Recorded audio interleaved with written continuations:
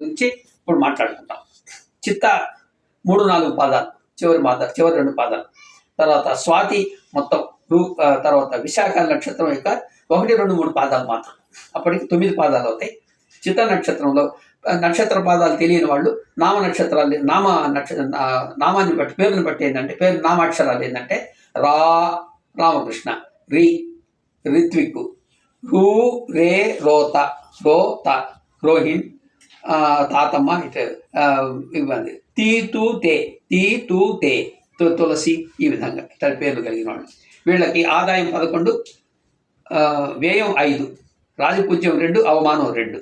ఈ సంవత్సరం అన్ని రంగములందు ఆధిక్యత వ్యవహార విషయ జయము ఉన్నాయి. ఈ రాశి వాళ్ళకి అన్ని రంగాల్లో ఆధిక్యత, వ్యవహార విషయంలో జయం ఉన్నది. అప్రయత్నం ధనలాభం ఉంది. ప్రయత్నం లేకుండా అయితే లాటరీలు గిట్లో ఏదైనా కొట్టే అవకాశం కొద్దిగా ఉంది అన్నమాట ఈ రాశి వాళ్ళకి. లాటరీలు అంటే యోగిస్తాయి. భవిష్యత్తు గురించి ఆరాటం ఉంది వీళ్ళకి. పట్టిందల్లా బంగారంగా ఉంటుంది ఈ రాశి వాళ్ళకి. ఈ సంవత్సరం ఎదురుండదు. అయితే ముఖానికి సంబంధించి కళ్ళు, పళ్ళు, చెవులు,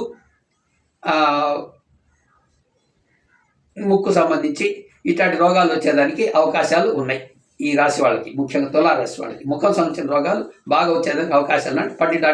కంటి డాక్టర్ని ముఖ్యంగా చూడాల్సి వస్తుంది. ఈఎన్టీ స్పెషలిస్ట్ని చూడాల్సి వస్తుంది అని ఈ సంవత్సరం ఏ టైంలో అయినా సరే. ఇప్పుడు 10 నెలల్లో చూస్తానని చెప్పడం కష్టం. ఇది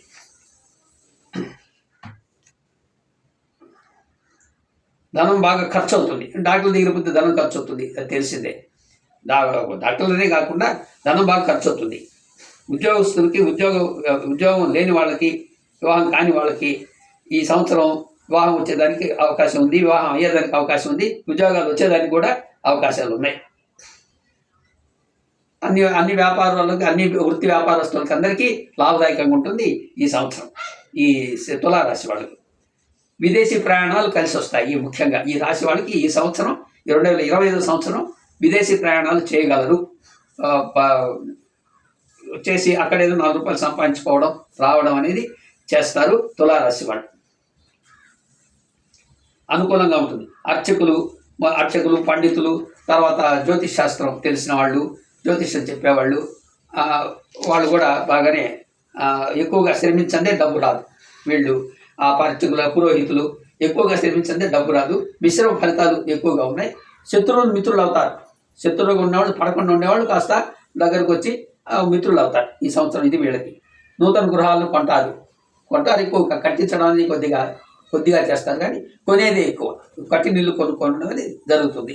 పుత్రికా సంతానం అభివృద్ధిలోకి వస్తారు. పుత్రికా సంతానం భార్య వల్ల మిక్కిలి అనుకూలంగా ఉంటుంది. భార్య పేరు మీద పనులు ప్రారంభిస్తే కూడా చాలా మంచిది ఈ తులారాశి వాళ్ళు. వ్యాపార అభివృద్ధి బాగా ఉంది. ప్రతిభకు గుర్తింపు లభిస్తుంది. ప్రతిభకు గుర్తింపు ఉంటుంది ఈ రాశి వాళ్ళకి. సన్మానాలు కూడా అందుకుంటారు, అవార్డులు కూడా పొందుతారు.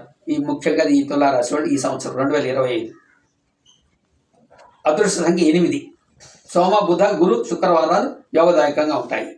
మృత్యుంజయ మంత్రం జపిస్తూ ఉంటే, నిరంతరం జపిస్తూ ఉన్నా కూడా చాలా మంచి జరుగుతుంది. రుద్రాభిషేకం చేయించడం వీలున్నప్పుడు, నెలకు ఒకసారి రుద్రాభిషేకం చేయించడం, అవి చేయిస్తే కూడా చాలా మంచిది ఈ రాశి వాళ్ళకి.